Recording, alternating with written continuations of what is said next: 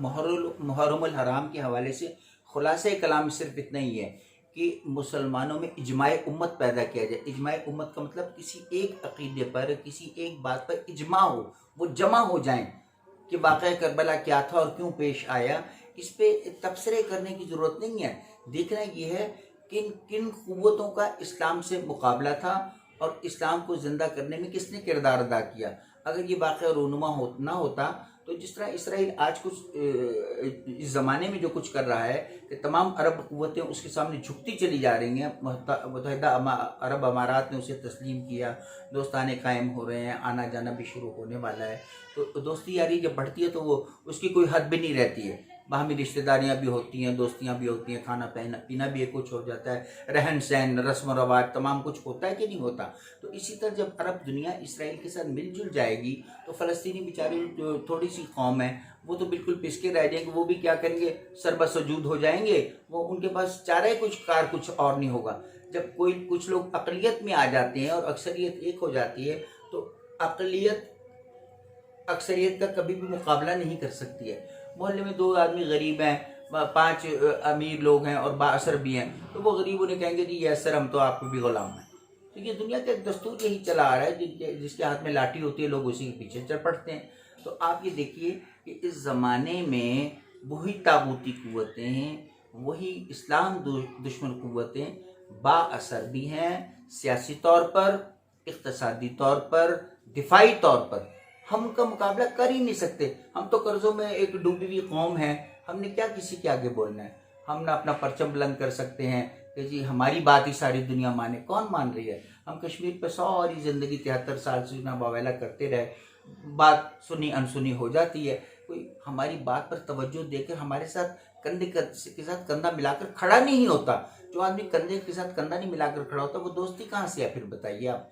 تو اسی طرح سے اب محرم الحرام کا تقاضا یہ ہے، عزاداری اپنی جگہ پر ہے، مجالس عزا اپنی جگہ ہے، غم حسین کو زندہ کرنا اپنی جگہ پر ہے، سنی شیعہ یہ تمام کا فرض ہے۔ یہ صرف شیعوں کی ٹھیکیداری نہیں ہے کہ وہ صرف غم حسین کو منائیں، غم حسین تمام ان لوگوں کی ذمہ داری ہے جو محمد الرسول اللہ کو اپنا رسول مانتے ہیں۔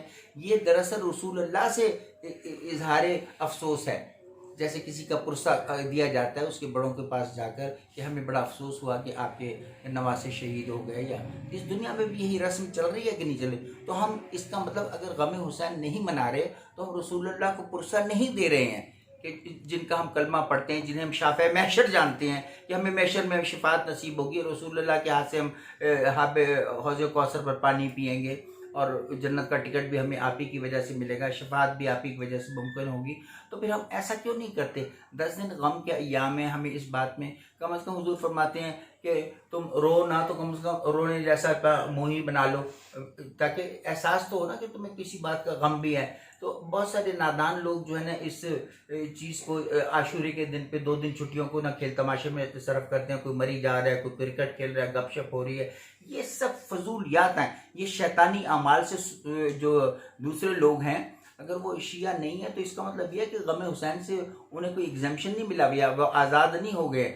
ہمسائے کے اندر کہیں کوئی وفات ہو جائے تو ساتھ والا ویڈیو اگر یہ ڈیک بجائے گا تو سارے باقی محلے دار اس پر لعنت بھیجیں گے، یار تمہیں تو ذرا سا بھی احساس نہیں ہے کہ آج اس کے یہاں موت ہوئی ہے، کل تمہارے یہاں سے بھی جنازہ اٹھ جائے گا۔ یہ تو کائنات کا ایک نظام ہے، تو اس سے کوئی یعنی مستثنا نہیں ہے، کوئی ایگزمپٹ نہیں ہے کہ میں کہوں جی کہ یہ فلاں تیسرے گھر میں موت ہوئی ہے تو میرے گھر میں نہیں ہوگی۔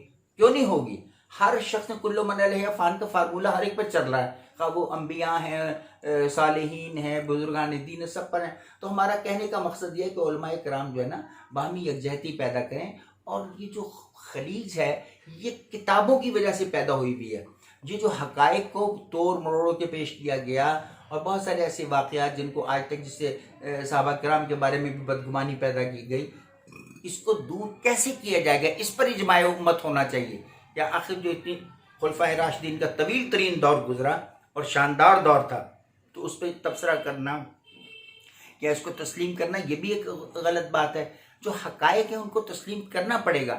اب ضیاء الحق کا دور مارشل لائی دور تھا، تو اس کے اچھی باتیں یا بری باتیں تو وہ تاریخ دان بیان کریں گے کہ نہیں کریں گے. اچھی باتیں ہوں گی، کہیں گے کہ اس نے بلا سود بینکاری لائی، فحاشی کو کم کرنے کی کوشش کی، یا کوئی بھی اور اس کی جو بھی باتیں ہیں، شورائی نظام اس نے قائم کر دیا، یا جو اپنی دانست میں وہ کہہ رہا تھا کہ میں اسلام کو لانے کی کوشش کر رہا ہوں. چلو 2 اچھی باتیں ہوں گی، تو ممکن ہے 7 باتیں اسی بری ہوں، کہ جس میں سیاسی طور پہ انتقام بھی شامل تھا. اسی طرح مشرف کی بہت ساری باتیں کوئی اچھی ہو سکتی ہے، کوئی بری بھی ہو سکتی ہے. تو ہم یہ نہیں کہہ سکتے کہ کوئی انسان جو ہے نا مکمل یکسر برا ہوتا ہے. تو اسی طرح سے تاریخ جو کہہ گئی ہے، ہمیں تاریخ کو چھاننا ہے، اس کو چھان پھٹک کرنی ہے کہ اختلافات کے بنیاد کن لوگوں نے رکھی اور کیوں رکھی. رسول اللہ صلی اللہ علیہ وسلم کی حیات طیبہ تک ایسا نہیں تھا. آپ کی اس دنیا سے تشریف لے جانے کے بعد مسلمانوں کی صفوں میں شیرازہ بندی کیوں شروع ہوئی، مختلف گروپ اور گروہ کیوں تشکیل پائے، اور وہ بڑھتا سلسلہ آج یہاں پر آ کر ختم ہوا.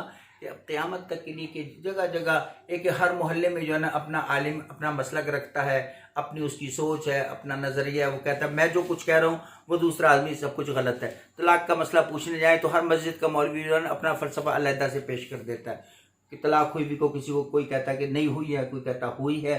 تو اس کا مطلب اجماع کسی معاملے پر بھی نہیں ہے. جس قوت میں جو پارا ہوئی بھی ہو اور شیرازہ اس کا بکھرا ہوا ہو، تو ہم اس سے کیسے توقع کر سکتے ہیں کہ یہ دین کو پھیلنے کا موقع ملے گا.